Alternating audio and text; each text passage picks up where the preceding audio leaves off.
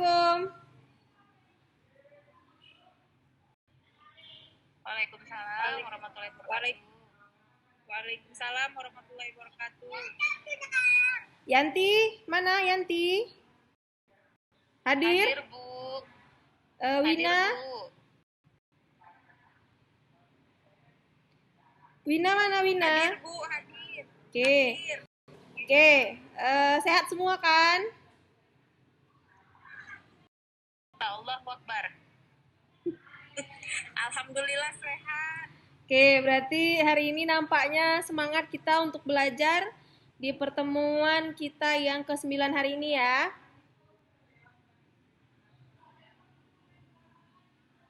Iya, Bu. Oke. Ini saya share terkait dengan materi minggu ini yaitu Society 5.0. Kelihatan?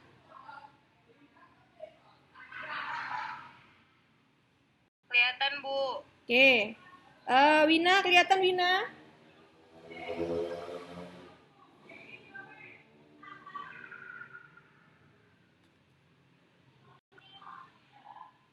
Ibu Wina, kelihatan Ibu Wina?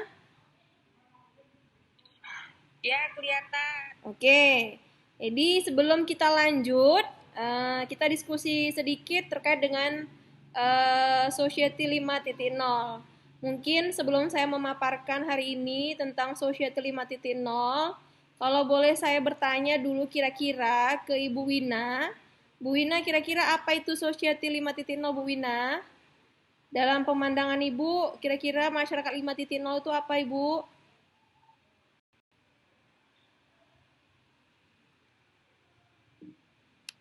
Iya, Bu. Jadi Society 5.0 itu adalah di mana manusia atau kita mengintegrasikan antara kehidupan dunia yang sebenarnya dengan dunia maya. Jadi sebenarnya konsep revolusi 4.0 dan society 5.0 itu nggak memiliki perbedaan yang jauh. Hanya saja kalau yang 5.0 itu lebih memfokuskan konteks terhadap manusianya. Oke. Terima kasih. Bagaimana dengan Yanti? Ada yang mau ditambahi Yanti terkait dengan Society 5.0?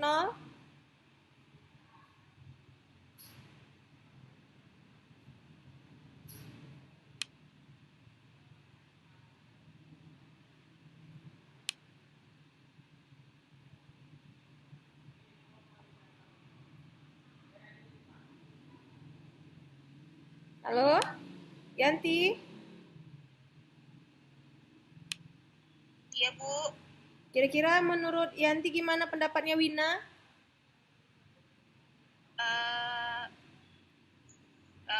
Ya hampir mendekati sih, Bu, pendapatnya dengan saya.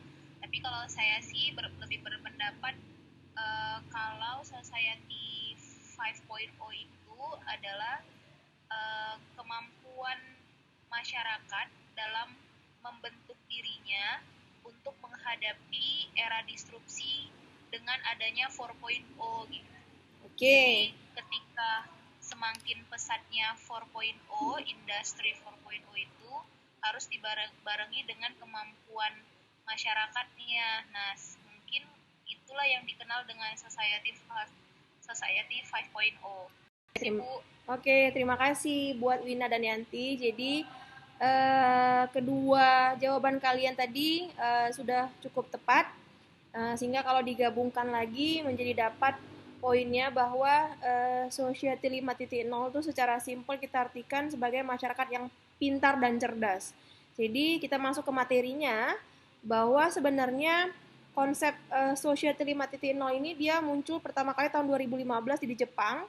Itu pertama sekali yang mengajukannya adalah Perdana Menteri Jepang saat itu Abe. Sebenarnya inisiatif ini menjadi bagian dari politik nasional strategis. Karena manusia itu sebenarnya sebagai pusat inovasi, pusat peradaban, sehingga khawatirnya nanti dengan industri 4.0 ini fokusnya kepada produksi dan teknologi, takutnya nanti akan ada degradasi pemanfaatan tenaga kerja manusia, sehingga dimunculkanlah Society 5.0 sebagai masyarakat yang cerdas bisa mengadopsi teknologi pada kehidupannya sehari-hari. Sehingga salah satu yang kita lakukan hari ini adalah merupakan dari bagian Society 5.0 yang bisa mengadopsi teknologi dalam perkuliahan akibat berbagai kondisi khususnya pada saat ini yaitu kondisi pandemik. Oke, bisa dipahami? Bisa Bu, bisa.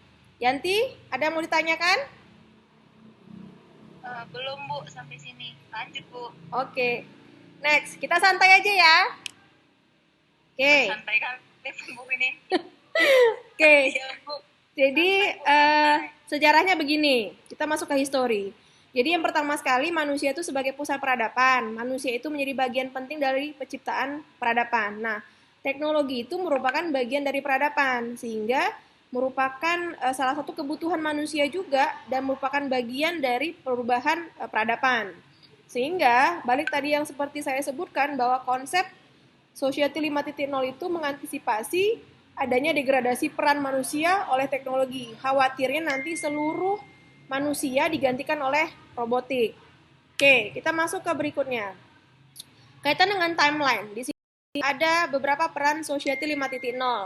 Yang pertama sekali adalah peran di kesehatan. Jadi teknologi itu harapannya adalah bisa mendukung kesehatan manusia. Teknologi bisa melakukan dukungan terhadap peningkatan angka harapan hidup Society 5.0. Jadi dengan adanya robotik bisa dipantau nih kesehatan masyarakat, dipantau kesehatan manusia tanpa batas jarak, waktu, dan lokasi. Nah, salah satu contohnya kalau ada di platform Halodoc itu, jadi manusia itu nggak perlu lagi datang ke rumah sakit, tidak perlu lagi langsung bertemu dengan dokter, karena sudah bisa melalui media platform media sosial atau teknologi Halodoc untuk menanyakan soal kesehatan. Oke, baru berikutnya ke mobilitas. Mobilitas itu kaitannya dengan transportasi umum, sehingga ada distribusi dan logistik yang menggunakan teknologi tentu saja dikendalikan oleh manusia. Baru ada peran society terhadap infrastruktur. Di sini masyarakat atau manusia harus mengendalikan pemeriksaan pemeliharaan infrastruktur yang menggunakan teknologi. Nah, di infrastruktur ini ada kecerdasan buatan dan robotik yang harusnya juga dikendalikan oleh manusia. Nah, yang ketiga tadi ini masuk ke dalam manajemen cerdas. Inilah bagian dari perilaku atau tindak tanduk Society 5.0 tadi. Karena otomatis manajemen itu kan pengelolanya manusia. Sehingga nantinya Society 5.0 ini mengantisipasi degradasi peran manusia oleh teknologi. Manusia itulah menjadi pusat peradaban dunia yang berbasiskan teknologi. Oke? Coba dulu Wina, jelaskan Wina maksud dari manajemen cerdas ini bagaimana tadi peran manusia, Wina? Didengarkan tadi Wina? Iya Bu, didengarkan. Oke, coba Wina jelaskan kembali terkait dengan manajemen cerdas tadi, Wina. Ya, jadi intinya Pak dewasa ini semua aktivitas kehidupan manusia bisa dikatakan itu digantikan oleh robot. Salah satunya tentang kesehatan maupun transportasi, ya kan Bu? Oke. Nah, kayak misalnya di Halodoc itu, jadi orang nggak perlu lagi datang, cukup hanya mungkin mengakses pertanyaan-pertanyaan atau meletakkan jari tangan di layar-layar tertentu, bisa mendeteksi detak jantung, mungkin kesehatan jiwa, ya kan Bu? Mungkin salah satunya. Oke. Jadi, oke. Itu Bu, terus kayak transportasi. Oke. Transportasi juga banyak sekarang supir-supirnya itu kan kayak di Jepang itu Bu, banyak supirnya bukan lagi manusia kan Bu, robot atau mobil-mobil yang bisa tanpa driver dia bisa jalan sendiri kayak mobil-mobil pintar. Oke. Berarti kalau begitu manusia tetap nggak mengambil alih kendalinya dong berarti? Tapi enggak Bu, karena kan untuk mengendalikan robot itu seperti maintenance atau apanya kan tetap harus ada tangan manusia untuk mengaturnya. Hanya saja robot-robot itu meringankan kerja manusia. Oke, berarti tetap manusianya sebagai pusat peradabannya ya, bukan teknologinya ya? Iya Bu. Oke, pintar ya. Oke, diperhatikan ya Wina. Oke, baru kita masuk ke problemnya. Ada beberapa masalah di sini. Kalau kaitannya dengan khususnya yang menjadi fokus utama sekarang adalah revolusi industri ini lebih banyak kepada bidang pertanian. Nah, jadi banyaknya sekarang platform-platform revolusi industri itu dikaitkan dengan smart farm artinya pertanian cerdas atau teknologi pertanian yang pintar. Di mana di sini seluruhnya menggunakan robotik, membutuhkan big data, menggunakan teknologi di mana seluruh pengelolaan industri pertanian itu, perkebunan, agribisnis itu menggunakan platform teknologi atau digital. Nah, semuanya ini pengendalinya adalah manusia. Oke. Sehingga ada beberapa yang yang dibutuhkan oleh manusia atau masyarakat 5.0 itu. Nah, di sini kita kelihatan platformnya. Nah, di sini yang menjadi persoalan adalah kira-kira manusia ini bisa tidak memenuhi kriteria, punya tidak kemampuan keterampilan yang bisa mengadopsi seluruh teknologi ini untuk kebutuhan industri atau kebutuhan manusia sehari-hari. Jadi ada beberapa yang harus dimiliki, yaitu kita masuk ke kebutuhannya. Ini dia ada beberapa. Yang pertama adalah pola pikir yang disiplin. Nah, di sini disiplinnya adalah mau mengikuti perubahan, mau mengikuti perkembangan ilmu dan teknologi.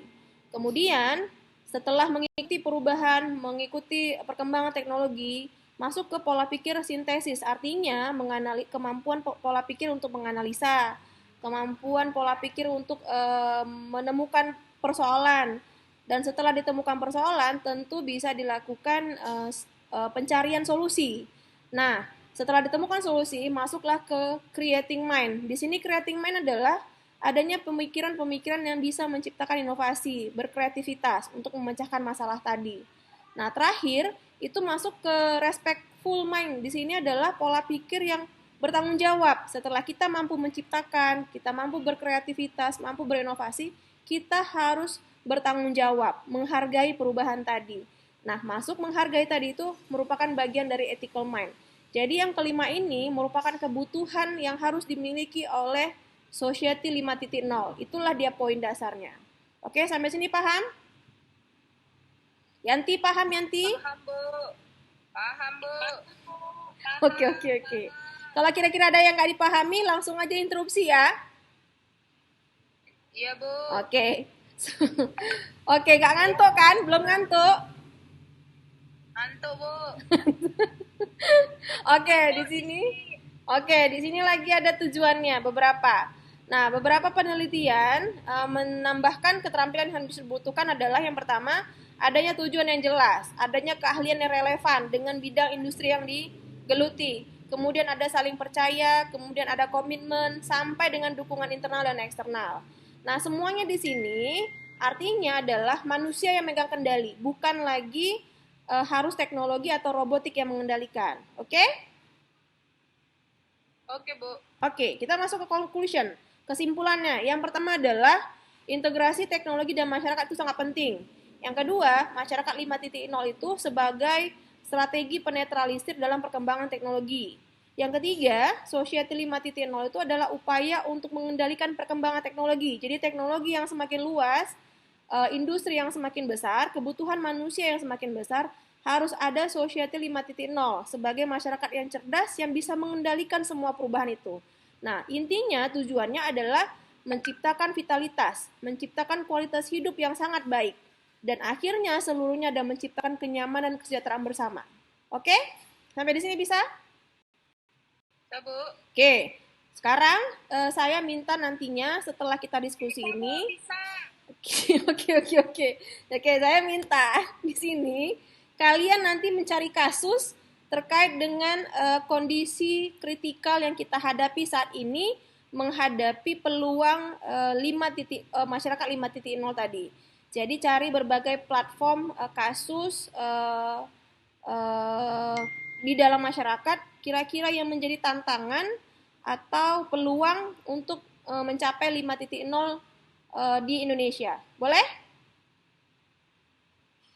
Boleh, Bu. Oke, saya minta tugasnya dikumpul besok di paling lama jam 12 ya, dalam bentuk PDF. Janganlah, Bu.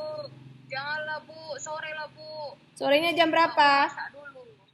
Jam jam 5 ya Bu. Oke, nanti langsung. Oke, nanti saya buka di Google Classroom ya. Oke Bu. Oke. Wina, bisa Wina?